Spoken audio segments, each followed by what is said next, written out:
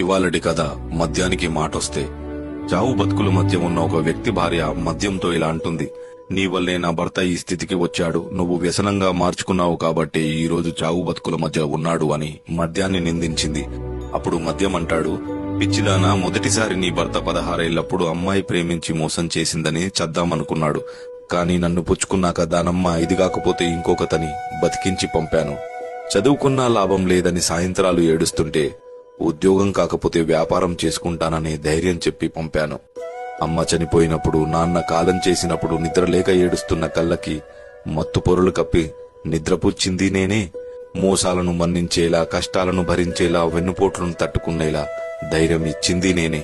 పట్టించుకునేవాడు లేనప్పుడు, పలకరించేవాడు కరువైనప్పుడు స్నేహితుడిలా నిలిచింది నేనే.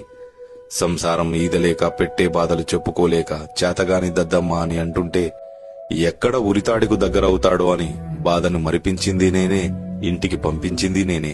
అన్ని సందర్భాలలో తనకు జీవితం పైన ఆశ ఉంది కాబట్టి నా మత్తును మరుపుగా భావించి ముందుకు సాగాడు. ఎంత చేసినా నువ్వు మాకు ఏం పీకావు అని ప్రశ్నించారు కాబట్టే బతకాలన్న ఆశ కోల్పోయి మంచాన పడ్డాడు.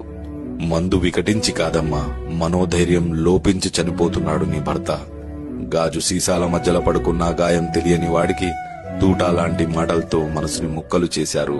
అమృతం తాగి అబద్ధం చెప్పిన వారి కథలు వినుంటారేమో గాని మందు తాగి అబద్ధం చెప్పిన వాడి కథ ఎవ్వరూ చెప్పుకోరమ్మ.